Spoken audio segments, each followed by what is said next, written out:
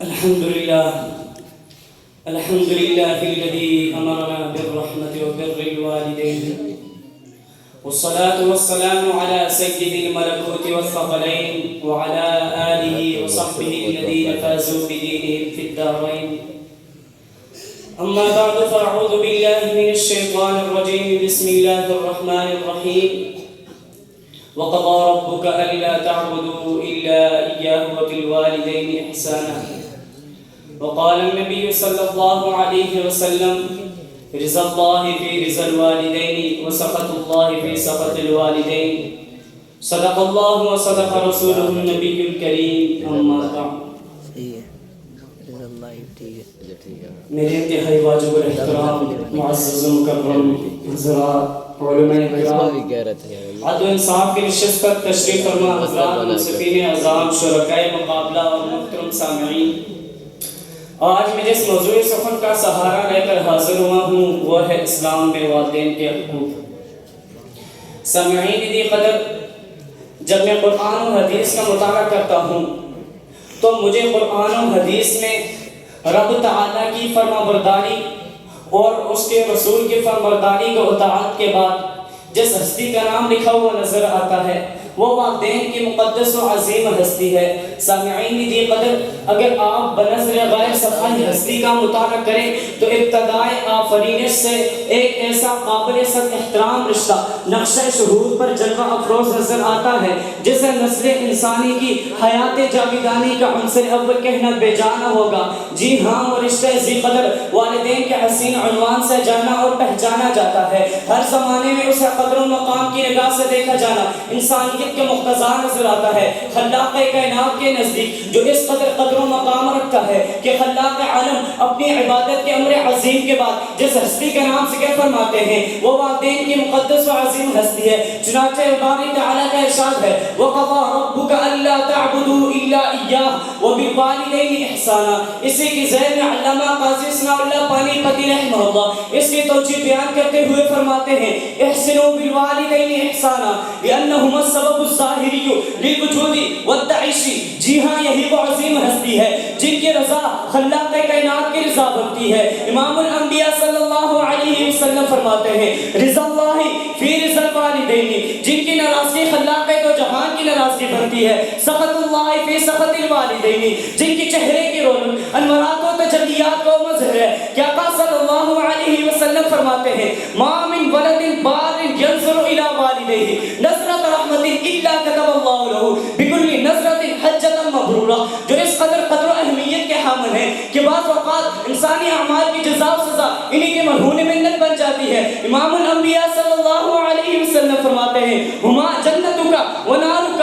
جنت بھی مچلتی ہے تو ان کے قدموں سے مچلتی ہے، جہنم بھی دہتی ہے تو ان کے صدموں سے دہتی ہے. سامعین دی قدر، جو تو جہاندان کے عالم میں روئے کائنات پر بسنے والا ہر مذہب حقوق والدین کی پاسداری کے مدعی ہے، لیکن جو عزت و وقار، حقوق کی سدابہار اس ہستی کو دامن اسلام سے ملتی ہے وہ دیگر اقوام و ادیان میں شذوذ و ندرت کا شکار نظر آتی ہے. جی ہاں، اسلام کی گلشن رحمت سے حقوق والدین کا جھونکا یوں مہکتا ہے: وَوَصَّيْنَا الْإِنسَانَ بِوَالِدَيْهِ إِحْسَانًا. والدین کے ساتھ خیر خواہی اور حسن سلوک انسانیت کا پہلا مقتضا ہے. والدین اگرچہ عقیدے میں جدا کیوں نہیں، وَصَاحِبْهُمَا فِي الدُّنْيَا مَعْرُوفًا کے معیار پر پورا اتر کر حقوق والدین کی پاسداری لازم ہے. علامہ محمود علوسی رحمہ اللہ فرماتے ہیں: وَلَا فَرْقَ فِي ذَلِكَ بَيْنَ أَن يَكُونَ الْوَالِدَيْنِ كَافِرَيْنِ وَأَن يَكُونَ مُسْلِمَيْنِ. جی ہاں، والدین کی عظمت و وقار کی کہکشاں کبھی یوں عیاں کی جاتی ہے: تَقُلْ لَهُمَا أُفٍّ. والدین کو تکلیف دے کے ماں سے مزدہ نہ کرنا، اگرچہ وہ آپ کو تکلیف دے تو اف کہہ کر بول پہ نکلے دہشت ڈالنا، کیونکہ آقا صلی اللہ علیہ وسلم فرماتے ہیں: لو علم اللہ تعالی شیئا ادنی من الأف لنہا عنہ. ماشاءاللہ. سمعین دی قدر، سبحان اللہ. والدین کا ایک حق یہ بھی ہے: وَلَا تَقُلْ لَهُمَا. ان سے جڑے کر بات نہ کیجئے. وَقُلْ لَهُمَا قَوْلًا كَرِيمًا. ان کے خدمت کے کٹہرے میں اچھی بات کر دینا ہی طاعت حق کا موجب ہے. وَخْفِضْ لَهُمَا جَنَاحَ الذُّلِّ مِنَ الرَّحْمَةِ. والدین کے مقام و مرتبے کے بام عروج کے سامنے پستی و ذلت کا اظہار کرنا بھی حقوق والدین کا عنصر حقیقی ہے، جسے چشم فلک دے کر یوں کہتی ہے: قائم عنصروں کا تماشا تجھی سے ہے، قائم عنصروں کا تماشا تجھی سے ہے، ہر شے پہ زندگی کا تقاضا تجھی سے ہے۔ سبحان اللہ۔ سامعین کی قدر،